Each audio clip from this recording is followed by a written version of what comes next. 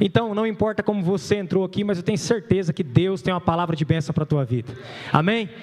Uma palavra de esperança para a sua vida. E é isso que eu vim trazer, a entregar a você aqui essa noite, uma palavra de esperança. Vire carinhosamente aí para a pessoa que está do seu lado e fala para ela assim: acredite. Mas fale com quem tem coragem. Vire para o outro lado e fala para ela assim: ó, acredite. Ainda existe uma esperança. Aleluia. Você crê nisso? Então aplauda o Senhor. Amém. Glória a Deus. Ainda existe uma esperança, ainda existe uma esperança. Antes de começar, eu quero começar agradecendo a todas as pessoas que estão conosco. Tem alguém que nos visita pela primeira vez? Dá um sinal com a mão. Não? Então já são todos de casa.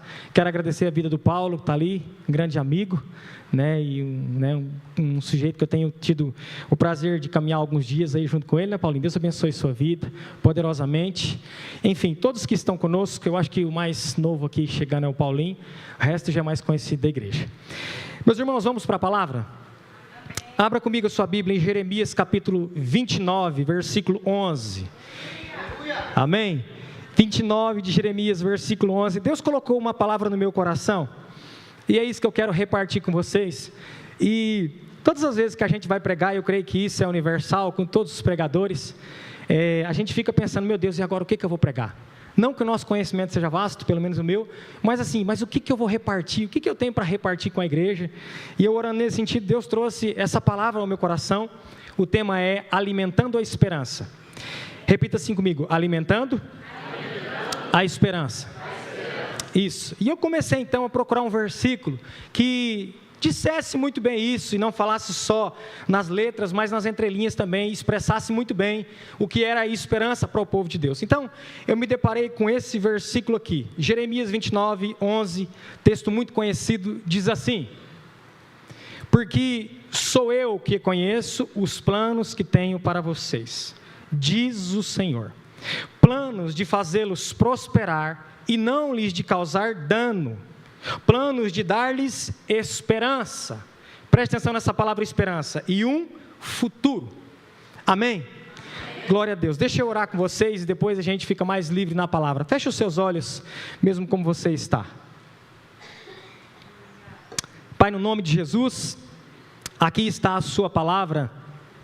Ó Deus, e nós nos alegramos porque a tua palavra é maravilhosa. Ó Deus, a sua palavra tem a capacidade, ó Deus, incrível, de tornar aquela pessoa que está triste, feliz. Ela tem a capacidade de mudar, ó Deus, a situação. Talvez alguém entrou aqui essa noite com o coração apertado, talvez com uma dificuldade, um problema para resolver, talvez tomar uma decisão. Definitivamente eu não sei, Senhor, mas que a tua palavra traga esperança ao coração dessa pessoa, esperança, porque o Senhor é um Deus que sempre nos dá uma nova esperança. Amém? Glória a Deus, glória a Deus. Alimentando a esperança. Então, meus irmãos, por que eu decidi olhar para esse versículo? E eu quero começar dizendo assim, uma frase comum.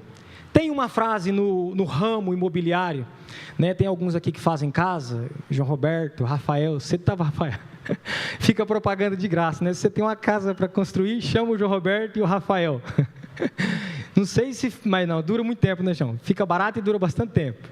Mas tem uma frase no ramo imobiliário que é muito importante. Aliás, eles dizem que é a frase mais importante quando você vai comprar um imóvel. Existem três coisas, na verdade, que são as mais importantes. A primeira delas é a localização desse imóvel. Aonde que ele foi construído, seja uma casa ou seja uma data, a primeira é a localização. A segunda coisa mais importante para se comprar um imóvel também é localização. E a terceira coisa mais importante, localização. Porque a localização é muito importante, aonde que esse imóvel vai ser construído ou está construído. Isso pode valorizar ou desvalorizar o imóvel. Agora, quando a gente vai ler um texto da Bíblia, existem três regras também, que são muito importantes. As três regras, a primeira é contexto, a segunda é contexto e a terceira é contexto. Por que contexto é tão importante na Bíblia? Porque se a gente ler um texto fora do contexto, ele pode expressar quase tudo que a gente quiser. E é por isso que a gente às vezes olha e vê na internet tantas aberrações sobre texto, totalmente fora do contexto. A pessoa usando um texto para dizer uma coisa que ele não diz nada disso. Mas, na verdade, se a gente usar, fazendo o exercício o oposto, quando a gente usa um texto dentro do contexto, ele nos dá noção do que o autor estava querendo dizer. Ele joga luz no texto para que nós possamos entender o que o autor estava querendo expressar naquela ocasião. Vou ser mais claro aqui. Por exemplo, esse texto de Jeremias 29:11. Esse texto é um texto maravilhoso, maravilhoso, porque aqui existe uma promessa de Deus para dar esperança à nação de Israel. Agora, na boa, gente, às vezes a gente não consegue compreender o contexto que esse texto está inserido. Talvez você nunca pesquisou, você nunca tomou o cuidado de pesquisar em que ocasião Jeremias, sendo usado por Deus, ele escreve essas palavras. Na verdade, né, se você der um clique aí no Google, ou se você for mais atencioso e for para a sua Bíblia, você vai ver que a nação de Israel, quando recebe essa carta de Jeremias, ela estava vivendo um período muito sombrio da história de Israel. A Bíblia diz assim que Jeremias, ele era um profeta diferenciado, um profeta fora da curva, um profeta que, você imagina comigo um profeta que, né, a gente tem um chamado, já é algo grande, você imagina um homem que Deus escolhe ele antes de ser da idade do Patrick, antes de ser da idade da Geórgia. Deus olha, né, para Jeremias, depois que ele já está grande, e diz assim para ele: Jeremias, eu te escolhi quando você ainda era no ventre da sua mãe, um feto informe. Ou seja, o chamado desse homem era grande demais. Ele era filho de sacerdote, filho de Ilquias, e ele nasceu numa cidade a 5 quilômetros de Jerusalém, mas Jeremias, ele nasce com uma missão bem definida, embora a missão de Jeremias não fosse uma missão fácil. Por que não era fácil? Porque ele trazia uma palavra muito dura. Esses dias eu vi um comentário da Helena Tanuri, até brinquei com as meninas da cozinha ali, né, Esther, aquele dia comentando, com a Rosana, com a Esther, porque Jeremias, ele nasce com um profeta, como um chamado muito duro. E hoje em dia, a Helena Tanuri deu uma fala, esse dia eu achei muito interessante. Ela fala assim que os profetas de hoje são os profetinhas meio Nutelinha. Né? Dificilmente você vai ver um profeta trazendo uma palavra dura para as pessoas.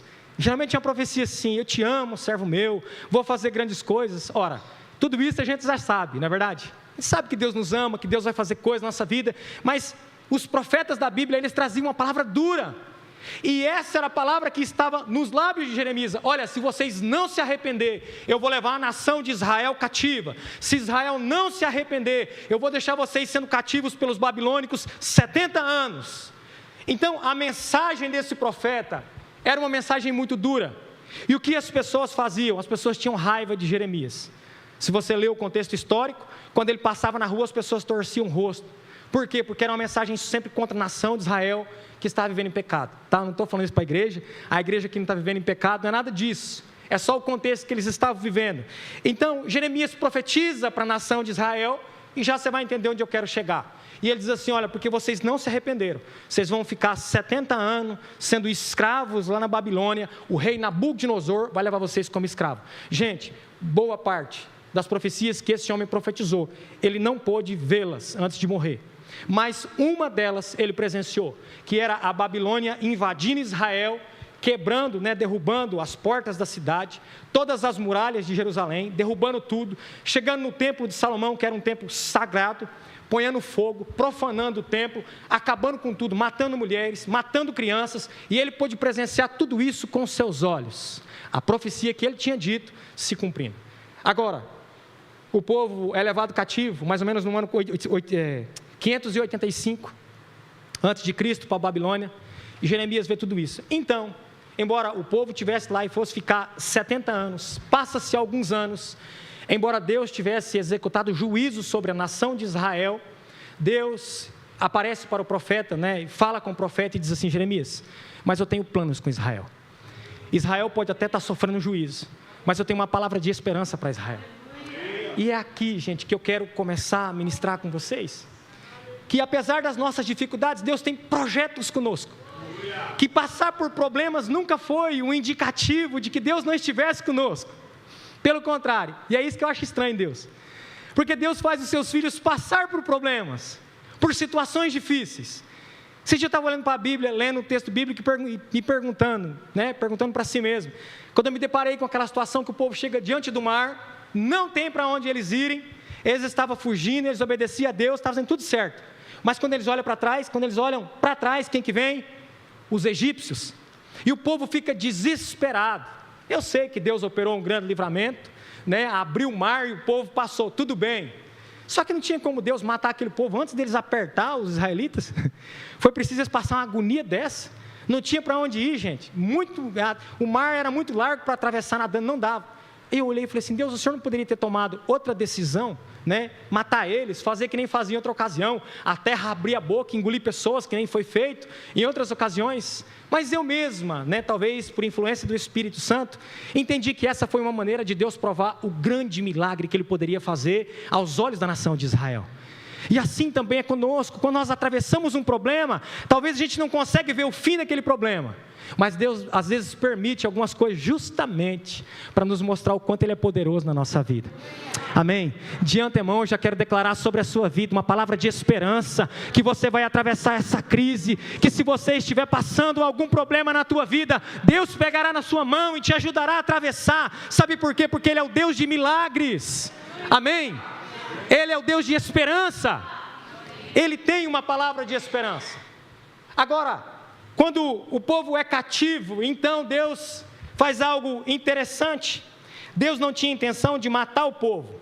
Aliás, se levar o povo como escravo não era uma novidade para o povo de Israel. Havia sido profetizado há muito tempo que eles ficariam longe de Deus e por causa disso eles seriam escravos. Deuteronômio capítulo 28, versículo 36, Moisés já tinha dito: olha, porque vocês, lá para frente, vocês transgredirão as leis de Deus, os vossos filhos serão levados cativos e servirão ao Deus de pau e de pedra. Deus usa o profeta Isaías, no capítulo 39, versículos 5 e 7, e ele diz assim, porque vocês, né, vão virar as costas para Deus, em outras palavras, os vossos filhos serão levados lá para a Babilônia e serão castrados naquela terra. Eles sabiam muito bem que se apostatar da fé, ficar distante de Deus, caberia a eles o juízo. Mas Deus, meus irmãos, tem planos conosco e com a nação de Israel. E na palavra de Jeremias, então, Jeremias escreve esse momento em que o povo estava no cativeiro e ele estava em Babilônia. Abra comigo aí, se puder projetar aqui, capítulo 29, versículo 4 de Jeremias. Então, entendendo esse contexto, em Jeremias 29, 4, Deus diz essa palavra de esperança ao povo, usando o profeta. É uma carta que o profeta escreve. Ele diz: assim diz o Senhor dos Exércitos, o Deus de Israel, a todos os exilados que deportei de Jerusalém para a Babilônia. 5, vamos ler até o 11. Construam casas e habitem nelas, plantem jardins, comam dos seus frutos, casem-se, tenham filhos e filhas, escolham mulheres para casar-se com os seus filhos e deem as suas filhas em casamento, para que também tenham filhos e filhas. Olha a palavra de esperança que Deus está dando para um povo que está escravo. Multipliquem-se, não diminuam. Busquem a prosperidade da cidade para a qual eu os deportei e orem ao Senhor em favor dela, porque a prosperidade de vocês dependem da prosperidade dela. 8, já estou terminando. Porque assim diz o Senhor dos Exércitos, o Deus de Israel: não deixem que os profetas e os adivinhos que há no meio de vocês os enganem. Está falando de falsos profetas, porque Deus tinha uma palavra de esperança, e talvez os profetas traziam naquela ocasião uma palavra de maldição. E ele prossegue: não dê atenção aos sonhos que vocês os encorajam a ter. Eles estão profetizando mentiras em meu nome.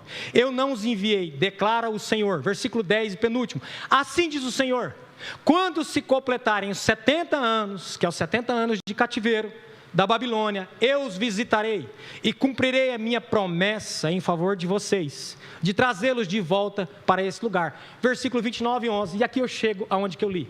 Porque sou eu que conheço os planos que tenho para vocês, declara o Senhor: planos de fazê-los prosperar, não de causar dano, planos de dar a vocês esperança e um futuro. Aqui chega o versículo que eu comecei a ler. Então agora a gente entendeu por que Deus está escrevendo, por que Jeremias na verdade está escrevendo esse versículo, porque o povo estava sem esperança.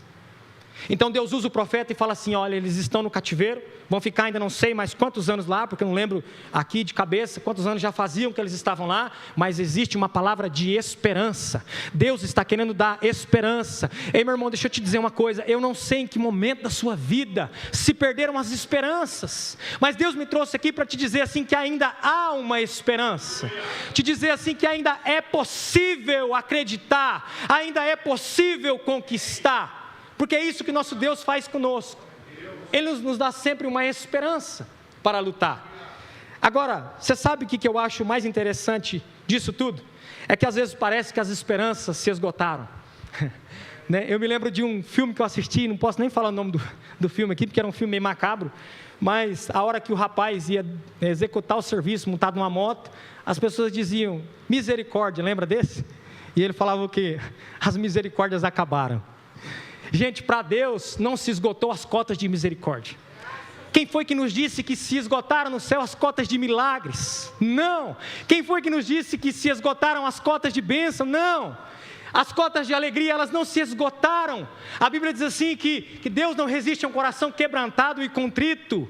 Então eu posso errar muitas vezes, mas se eu quebrantar o meu coração diante de Deus, Ele vem com o favor dEle sobre a minha vida. Amém? No nome de Jesus, é isso que Deus faz conosco, é isso que nosso Jesus faz. E quando eu passo os olhos na Bíblia, eu vejo exatamente isso. Acabar as cotas, se encerrar a provisão é coisa aqui da terra. E quando eu falo nisso, eu me lembro de quando eu fui pegar aula, eu recém-formado, e todo cheio de esperança, falei: vou ganhar R$2.000 por mês, e fui pegar aula no colégio aqui, e daí peguei aquela fila gigante, que os professores mais velhos, eles têm a prioridade, e foram pegando as salas boas, deixando os alunos mais briguentos, os alunos mais terríveis para os mais novos, e foi chegando, e eu já fui vendo assim as salas que eles tinham pegando, que eles estavam pegando, e eu estava informado que tinha umas turmas que era terrível, que ninguém queria, e eu falei: vai cair para mim, não tem dúvida. Falei: vai ser mais uma aprovação. Mas, por incrível que pareça, quando eu cheguei para pegar aula, claro que eu não vou falar o nome da moça, ela disse: ô Robson, ainda tinha um pouco para trás, ela disse assim: sinto muito te falar, mas as aulas acabaram. Todo mundo já pegou as aulas. Falei: rapaz, até os alunos ruins, até os ruins, pegaram tudo. Ninguém deixou nada. Isso é coisa aqui da terra. Às vezes a gente fica naquela fila do SUS, assim, para pegar um encaminhamento, que eu precisei esses dias para os pés, um especialista.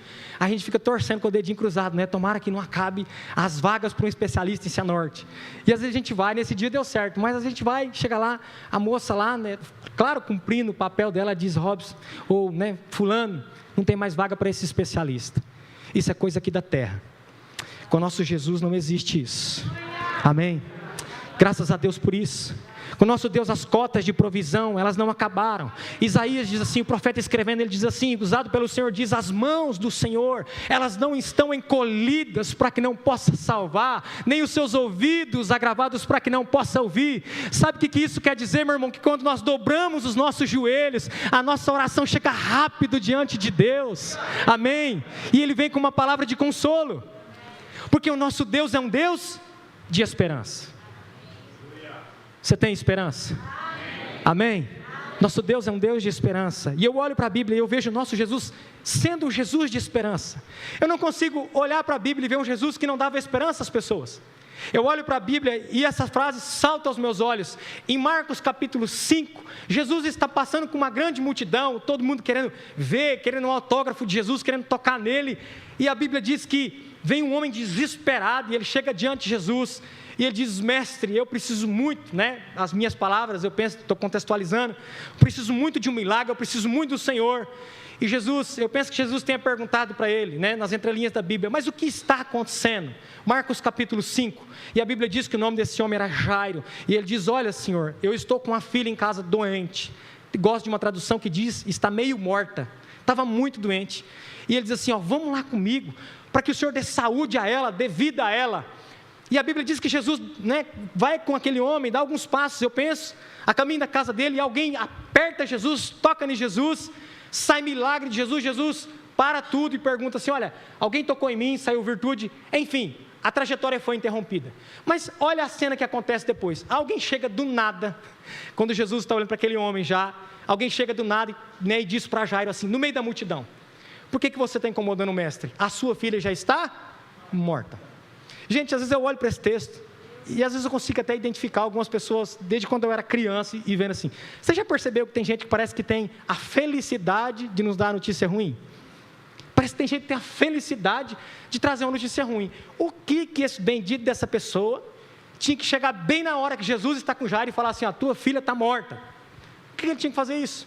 Esse é um papel do diabo, e não das pessoas. Mas olha a frase de Jesus, ele olha para Jairo e diz, né, eu penso que quando ele fala que a filha está morta, Jairo tenha feito uma carinha de triste, muito desanimado, e ele olha para aquele homem e diz assim, olha, não temas, crê somente. Amém? Não temas, crê somente, caminhe para frente, não dê passos para trás, crê somente.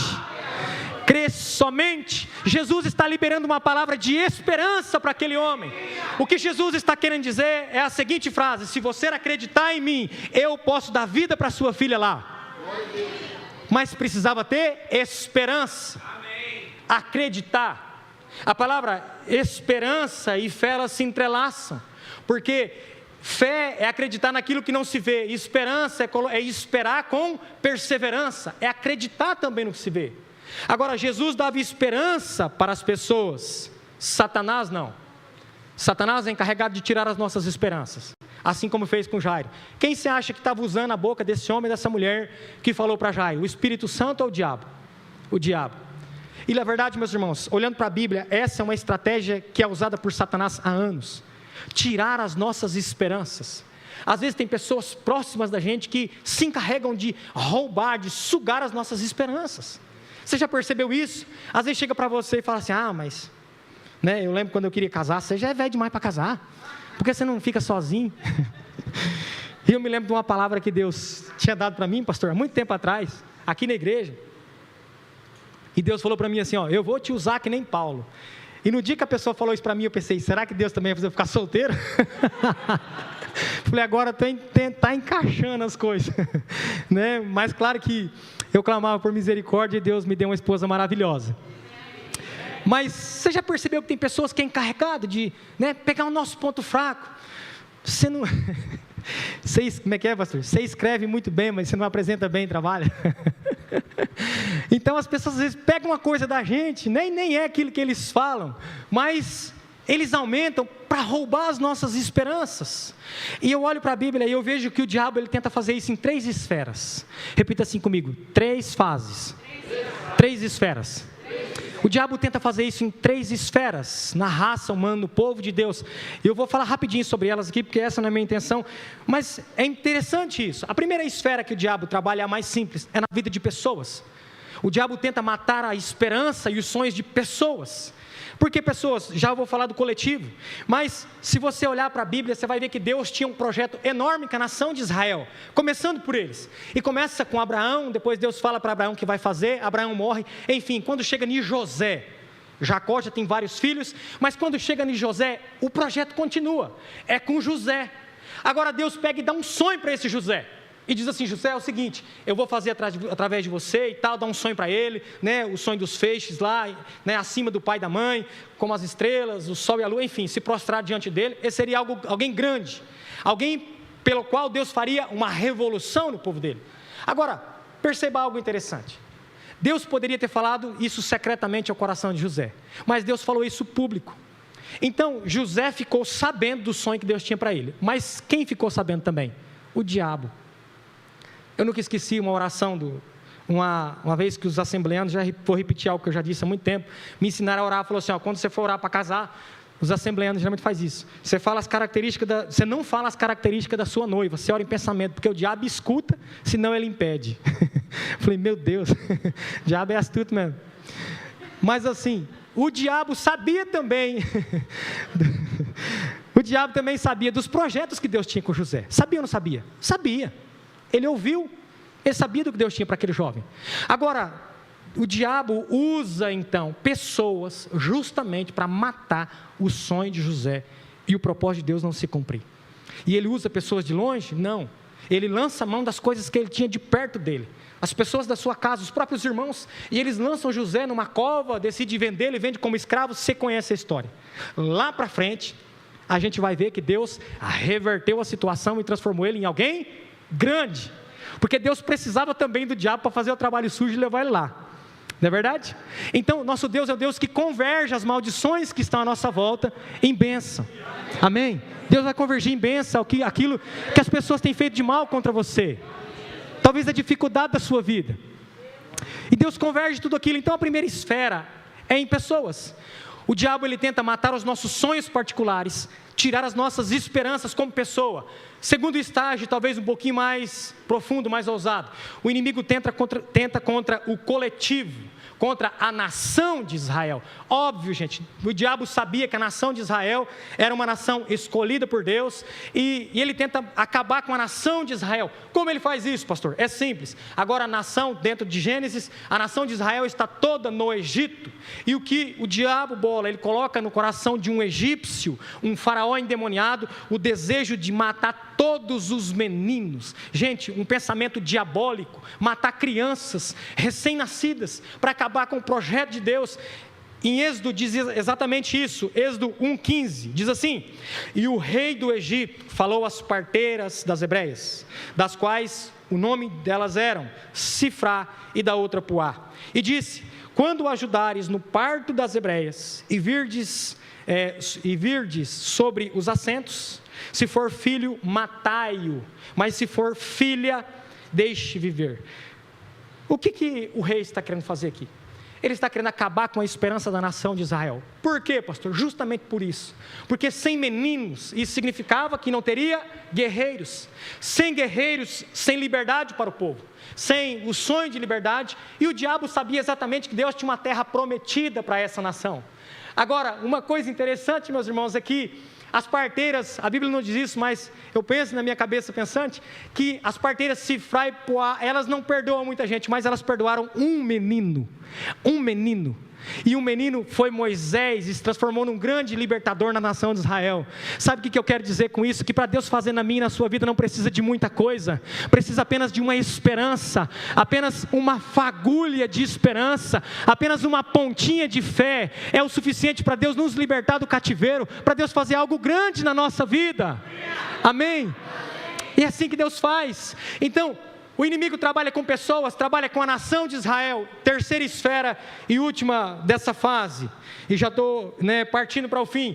O diabo trabalha com pessoas, aliás, tenta matar a esperança de pessoas, tenta matar a esperança do povo de Israel. E em terceiro, o inimigo tenta matar a esperança da liderança. Agora, o diabo sabia que também em Israel surgiria um líder. Foi profetizado por vários profetas, pelo menos 15 profetas no Antigo Testamento profetizaram sobre o nascimento de Jesus. 10 autores distintos, mas 5 profecias somente Isaías profetizou. Por isso que ele é conhecido como profeta messiânico. 5, dentre elas Isaías 9, um menino nos nasceu, um filho nos deu, o seu nome será chamado Príncipe da Paz, maravilhoso conselheiro e Pai da eternidade. Essa é uma delas. Mas o diabo sabia que havia de nascer um menino naquela nação para ser rei dos judeus. E a Bíblia diz assim, que quando Jesus nasce, então os magos vão até Herodes e diz assim: aqui nessa terra, como estava predito pelos profetas, nasceu aquele que há de ser o rei dos judeus. Ele conversa com os magos, diz: vai, acha, e volta aqui para me avisar que eu também vou adorá-lo. Nada, tudo mentira, ele queria matar Jesus.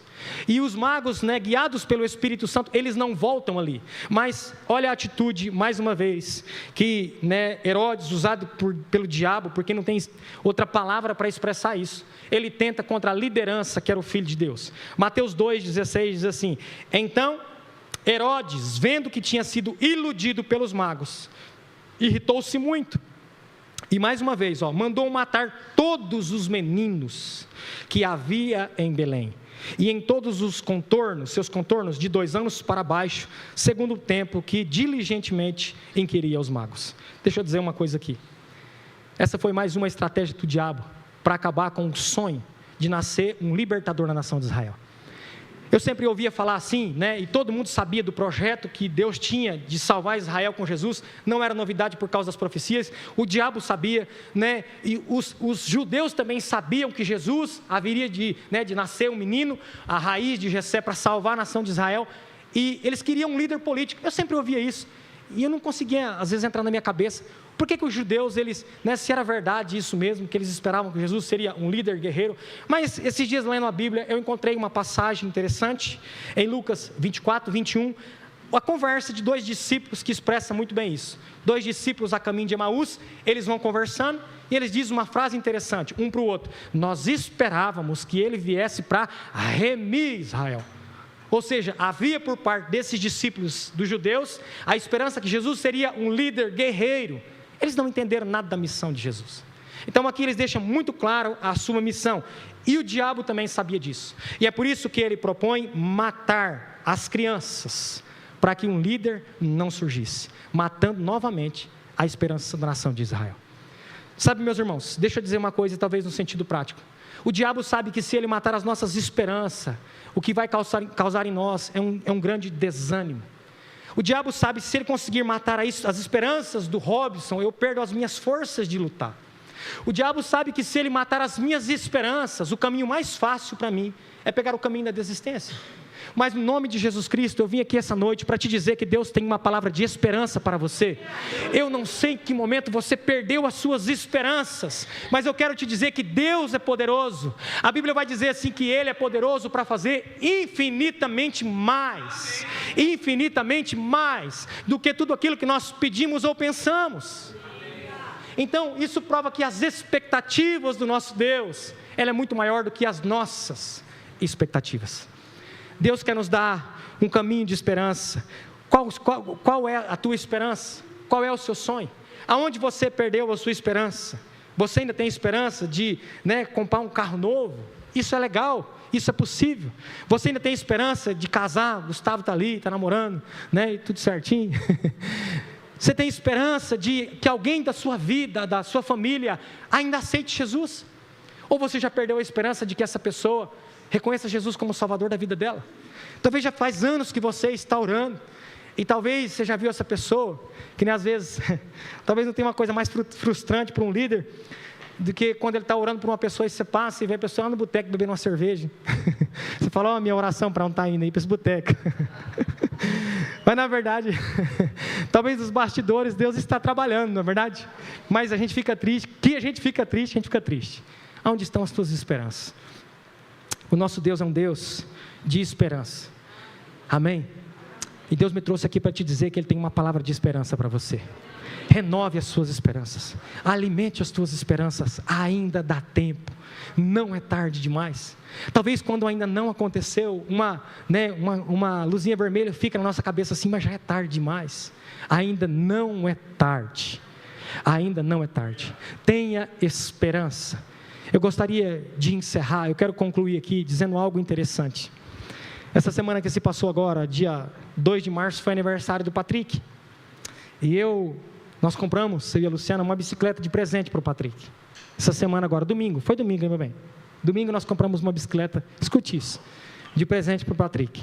E eu cheguei domingo de manhã, eu comprei a bicicleta no sábado, levei para a chácara, escondi, colocou um laço lá, tudo bonitinho. Aí no domingo de manhã, tinha 2 presentes que ele queria: ou um Lego, que é aquele negócio de montar, ou uma bicicleta. E eu falei: qual que você quer? Ele falou assim: pai, pode ser primeiro o Lego e depois você me mostra a bicicleta. Eu disse, né, não dá. O Lego até era o caminho mais fácil, mas eu sabia que o que teria mais utilidade para ele na ocasião seria a bicicleta. Aí no domingo eu dei a bicicleta para ele, a bicicleta veio com aquelas 2 rodinhas para ele aprender a andar, óbvio que ele nunca teve, ele não sabia andar. E quando a bicicleta chegou, eu tomei um devido cuidado. Eu falei assim: eu não posso apressar ele para querer andar, porque você sabe como é que é o pai, na verdade. O pai quer arrancar as rodinhas, bora, filho, andar e tal, né? Que nem os pais que vai ver o filho jogar futebol. Né? E faz o gol e tal, não sei o quê, né? Mas eu também vou ser assim quando o meu estiver jogando.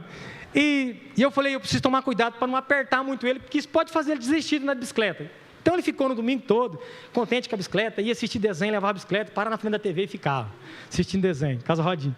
Aí andou domingo, andou a segunda, na terça cedo, mas na terça à tarde, a gente foi para a chácara, e daí já fazia domingo à tarde, segunda, terça de manhã, quase 2 dias, tá de rodinha. Falei: já é hora de tirar a rodinha, né? Bastante tempo. E daí a gente chegou lá, e quem conhece a minha chácara sabe que tem um carregador de uns 150 metros assim, ou 100 metros, não sei. Só daqueles pedregulho, cascalho. E é muito difícil de andar de bicicleta. Eu falei, Trick, você está muito confortável, cara, com essas 2 rodinhas. Vamos tirar e vamos deixar uma rodinha. Ele falou, pai, mas já uma rodinha? Eu falei, não, moço, vamos embora uma rodinha. E eu sei, irmãos, que tudo nessa vida tem um preço a se pagar. Geralmente com o Patrick funciona 2 coisas, ou é carrinho ou é chocolate. Mas ali eu não tinha nada disso para oferecer no momento. E eu pensei, o que eu vou oferecer para ele poder andar nessa rodinha? E eu pensei, vou oferecer algo que importe para ele. E eu ofereci para ele uma esperança. Qual que era a esperança? Dele andar sozinho. E eu falei, nossa filho, uau! Você imagina quando você andar sozinho? E comecei a idealizar na cabeça dele, fulano de tal nem sabe andar de bicicleta sozinho. Nem sei se a pessoa tem bicicleta, se não tem. Eu fui inventando, né? Fulano de tal não sabe e tal. E ele, é mesmo, pai? É verdade. Eu falei, é claro, você vai passar na frente de um monte de gente, moço. E bora andar de bicicleta. Daí ele começou a andar com uma rodinha, deu umas pedaladas e ficava escorando lá da rodinha. Eu falei, peraí que eu vou ajeitar você. Tirei a rodinha. Ficou sem rodinha nenhuma. E comecei a empurrar ele e tal, né? E daí isso foi umas 4 horas da tarde, eu fui mais cedo lá para a chácara. Quando foi umas 6 horas, ele estava dando as primeiras pedaladas sozinho, andando. Só que quando ia para o lado da cerca assim, eu acho que fechava o olho. Freava para não bater, porque ele não sabia virar. Até agora não sabe ainda, mas ele freava. E ele conseguiu andar de bicicleta. Mas por que eu estou contando essa história para vocês? Porque tem algo aqui que eu tirei uma lição muito positiva. De fato, andar de bicicleta para o Patrick não era nem questão de honra, era questão de sobrevivência, né? Ou anda ou morre nas lascas da cerca. Mas eu sabia de uma coisa, eu sabia que era possível que ele andasse de bicicleta. Eu sabia que ele tinha condições de andar. Eu sabia que havia possibilidade do Patrick aprender a andar de bicicleta naquele dia, pelo jeito que ele estava caminhando firminho. Só que tem uma coisa, gente, eu nunca prometi para ele algo que eu vou dizer aqui. Eu nunca falei para ele que ele não ia cair. Aliás, ele caiu um grande tombo, está todo rata com a canela, parece um pé de jabuticaba, toda roxa. Eu nunca falei para ele que ele não ia cair. Eu nunca falei para ele que ele não ia chorar. Eu não disse para ele que ele não ia se machucar. Ele caiu, chorou, mas alcançou as esperanças. E eu tirei algo maravilhoso daquilo para nós. Sabe por quê? Porque com Deus funciona da mesma maneira. Deus olha para você, mancha, para mim, para qualquer um, e vê que existe uma esperança na vida daquela pessoa. Ele sabe que nós somos capazes. Mas Ele nunca disse que a gente não ia se machucar. E o problema é que quando a gente cai, a gente se machuca e a gente chora, às vezes a gente interpreta que Deus não está conosco, mas isso não é uma verdade. Deus, Ele continua conosco, mesmo nos momentos difíceis. Porque Deus sabe que quando aquela fase passar, lá na frente a gente vai alçar um voo terrível. A gente vai ser mais maduro, a gente vai ser, né, vamos dizer assim, uma raça mais evoluída. A gente vai ser alguém melhor. De todas as provações que eu e você passamos, se você parar para analisar, você sempre saiu mais forte do outro lado. É verdade ou não é? Você sempre teve uma experiência mais profunda com Deus. Sabe por quê? Porque Deus nunca te deixou sozinho. Sempre esteve com você presente. E é isso que Deus quer fazer conosco. Eu quero encerrar dizendo assim que a esperança, a esperança é uma frase que diz assim, um texto popular. A esperança é a última que morre. Se a esperança é a última que morre, nós vamos partir primeiro que a esperança. Vire para a pessoa que está do seu lado e fala para ela assim, você vai partir primeiro que a esperança. Coloque-se de pé, vamos orar.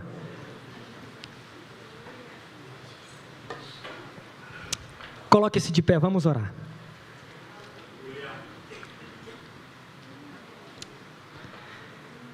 Eu gostaria que você começasse a pensar onde se perderam as suas esperanças. Sabe, queridos, deixa eu dizer uma coisa. Tem pessoas que têm sonhos tão grandes, eu acho isso maravilhoso, porque o meu pai nunca me ensinou a sonhar grande. Eu queria muito ser alguém que tivesse sido incentivado a sonhar grande. Talvez hoje eu era alguém, né, bem grande, um advogado, alguém de sucesso na vida financeira, na vida, né, diante da sociedade. E o Júnior é um advogado bem sucedido. Glória a Deus por isso. Mas eu nunca fui incentivado a sonhar grande. Os sonhos que meu pai colocou no meu coração sempre foi pequeno. Você tem que juntar dinheiro e comprar uma terrinha. Comprar uma chácara, porque esse era o sonho dele, foi isso que ele passou para mim.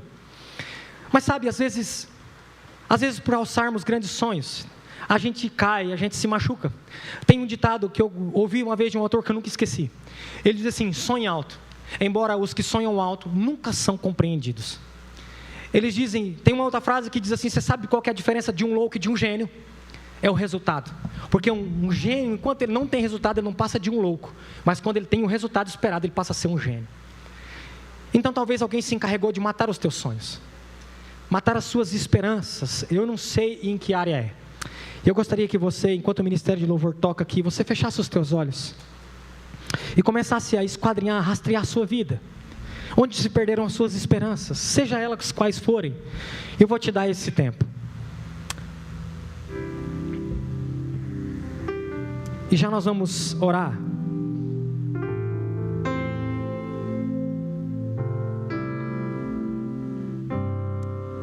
Nunca houve noite que pudesse impedir o nascer do sol.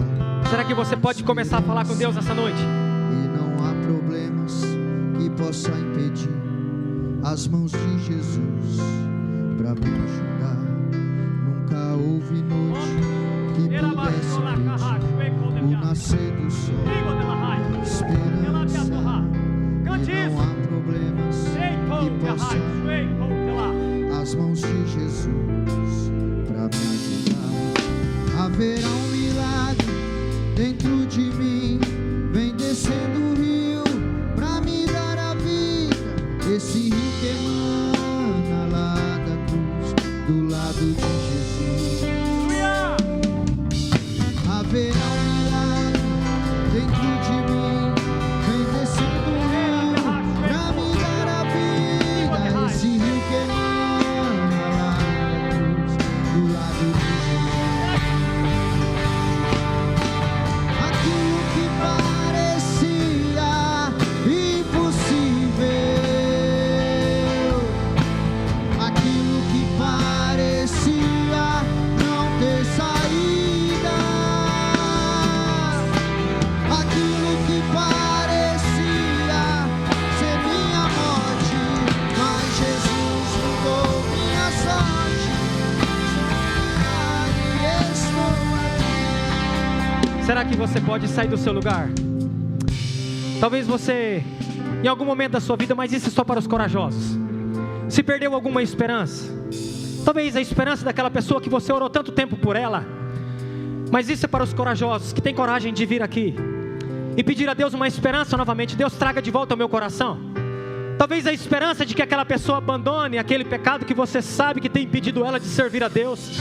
Talvez aquele pecado daquela pessoa que vive no vício e você já orou insistentemente por ela e você já diz assim: Senhor, eu perdi as minhas esperanças.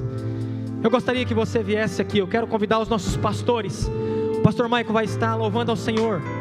Enquanto isso, os nossos pastores e as nossas pastoras vão estar ungindo. A Luciana, por favor. Comece a falar com Deus. Comece a trazer à sua mente tudo aquilo que um dia se perdeu ao longo do caminho, nas pedras que você tropeçou, nas dificuldades, nas palavras das pessoas que sem nenhum cuidado com os nossos sentimentos. Que pudesse impedir o nascer do sol e a esperança. E não há problemas que possam impedir as mãos de Jesus para me ajudar.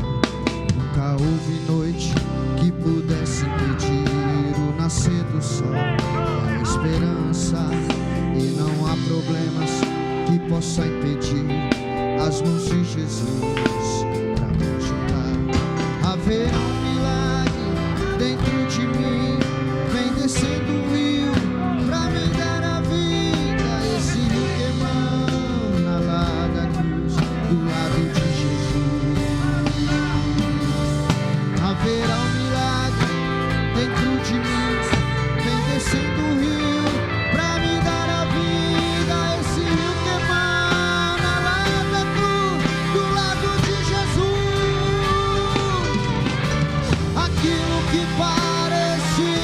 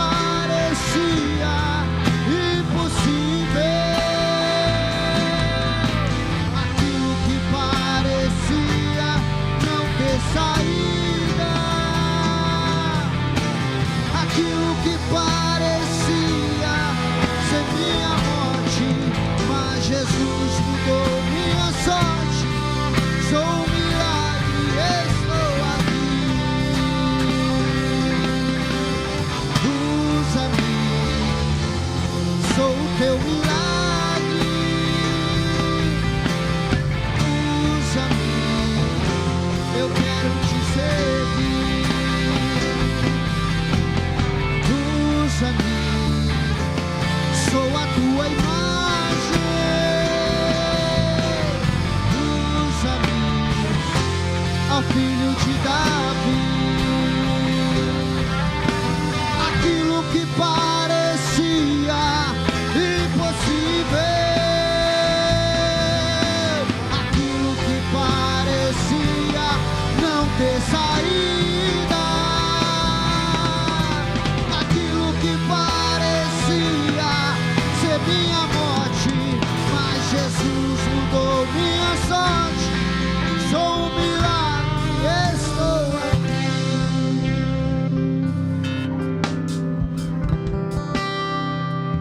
Te louvamos, Senhor, porque graças ao teu agir, Senhor, nós continuamos tendo esperança, Senhor, esperança, esperança.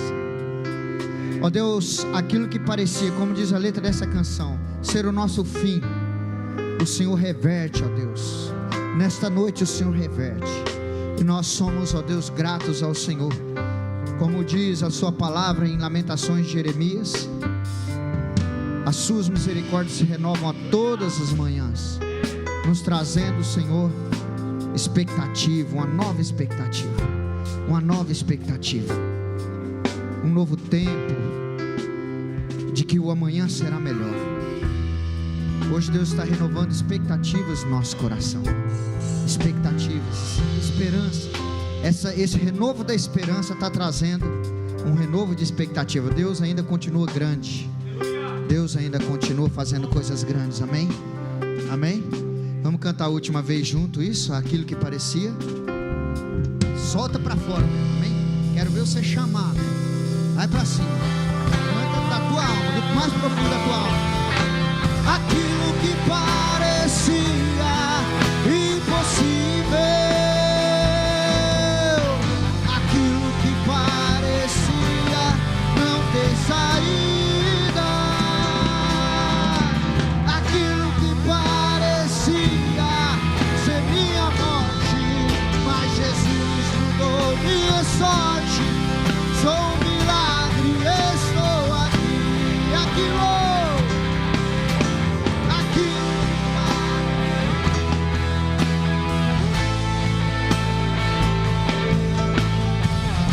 que parecia não ter saída,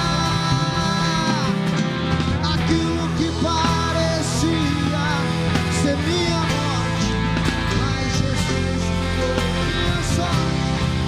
Sou um milagre, estou aqui.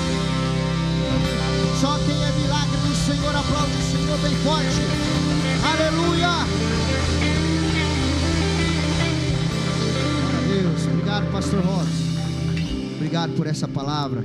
Que o amor de Deus, a graça do Senhor Jesus, as eternas consolações do Espírito Santo seja com a sua vida hoje, amanhã e eternamente. Vai na graça e na paz. Tenha um começo de semana abençoado.